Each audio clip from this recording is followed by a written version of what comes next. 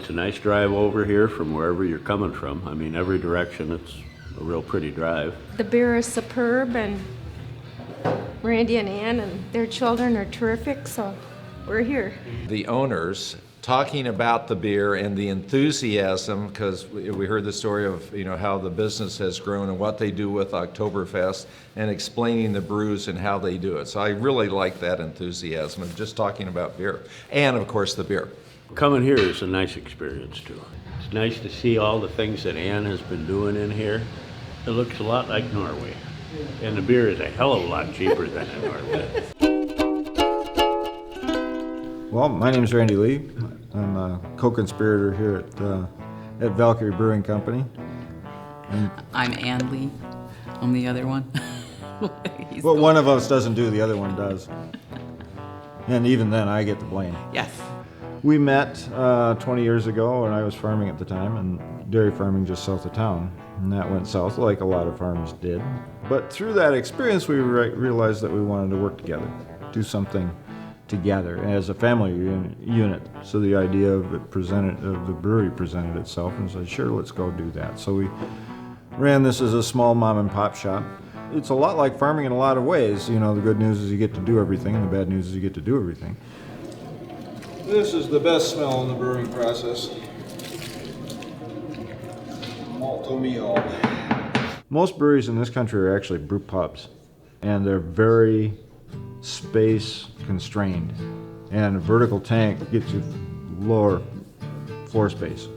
With the ceiling heights we have downstairs, of course, we can't put tall tanks in there.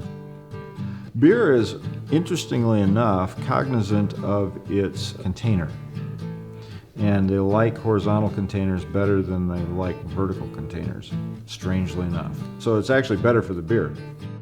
We use primarily dairy equipment here. Dairy equipment is actually better built than brewing equipment because brewing is technically a pickling process, and nothing can live in beer that will do you serious damage, unlike milk, which will kill you if you don't handle it right.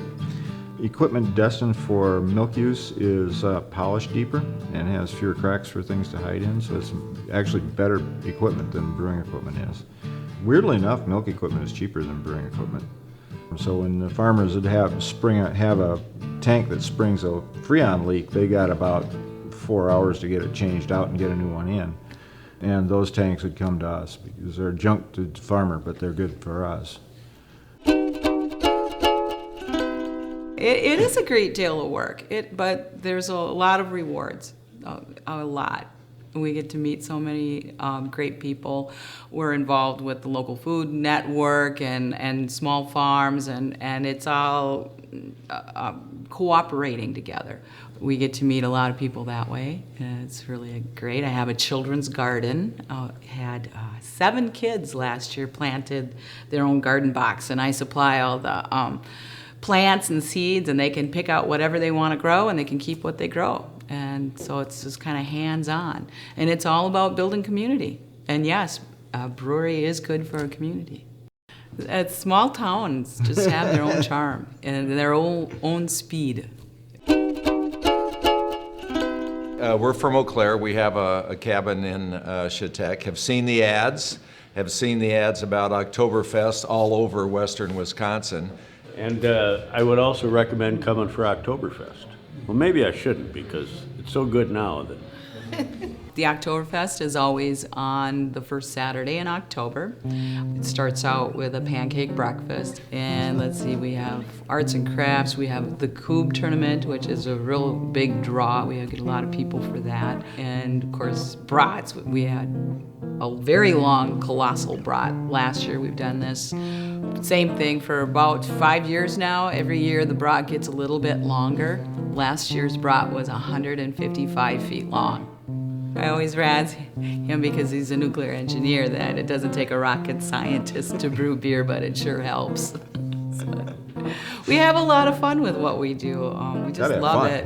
Yes. One year during the Oktoberfest, well, we sold the Viking name, and so the trademark name Viking, and changed our name then to Valkyrie. But after we sold the trademark, we decided we should have a Viking funeral. So we built with our friend and son a 15-foot long Viking ship and we set it sail out in the pond. And then I had a friend he's an archer, so he shot flaming arrows into it and Set it on fire. set it on fire. So that was a nice ending, kind of a closure for Viking, and we're ready to carry on as Valkyrie. It really does fit with our whole Viking theme and heritage. 20 years ago, when we first started, we were the first microbrewery into Western Wisconsin. So it was a micro what here? There were no business models to follow, so we thought we could do this. The only models really were out in the West Coast and the Rocky Mountain states. So we said, well, gee, they can get away with doing keg only, and bottling is painful. So we tried to come up as a keg only brewery, and what we didn't realize at that time, the average tavern around here had 2.5 taps. One of them's Bud, one of them's Miller. If you've got a third, it's Liney's. You don't pop any of those. New bars that are being built and ones that are being rebuilt, they're almost all building with 12 or 24 taps, large tap spaces. But that's a new thing in this area. We quickly changed into bottling, 22-ounce bottles, and started filling those so that we could get some shelf space somewhere. Even today, we do about 80% bottles. And a lot of our beers are seasonal ones because beers should be in a season, they just need to be. The building, because it's so large, it's so cold in the wintertime that we're left with only brewing lagers through the winter. And then once it warms up enough, then we can start doing ales again. People in general, are starting to get more accepting of trying something odd. 20 years ago, people were still very much in the mode of drinking a particular beer because that's what your parents drank, and everything else was garbage because it wasn't that. If we were drinking Old Milwaukee or Pabst or whatever, Nowadays, people they're not brand loyal, they're category loyal. So if you drink IPA drinkers, you look at anybody's refrigerator that's a micro beer drinker, and they won't have one brewery in there. They'll have 8 or 10 breweries of generally the same stuff in there. So it's changed quite a lot. We're known for a lot of beers that kind of turn heads in the critics and get press and that kind of thing, but you don't sell a lot of it.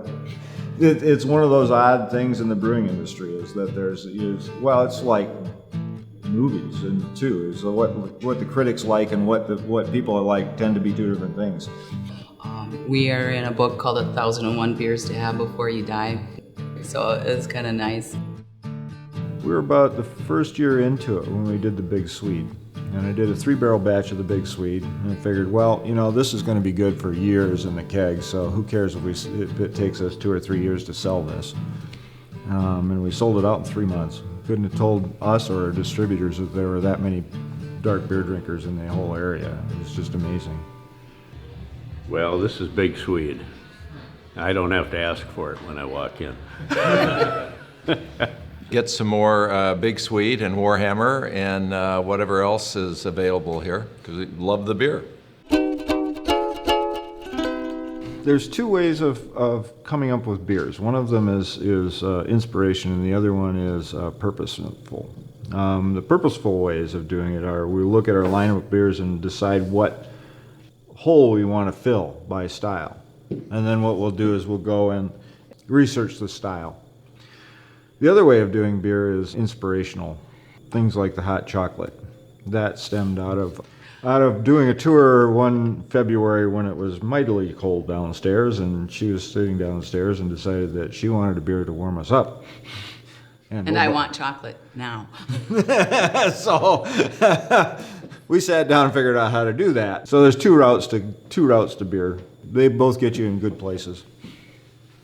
We come up with the names for our beer in a lot of different ways. For instance, a real good example was we had a local blacksmith, and I can talk about the weapons here, this is great. He made both of the battle axes, the warhammer, the ringmail, and the spear.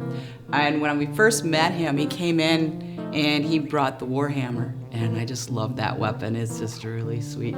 It's got a real heft to it.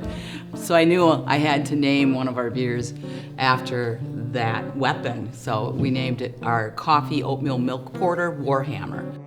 Our newest one is going to be a cider. It's called Forbidden Fruit.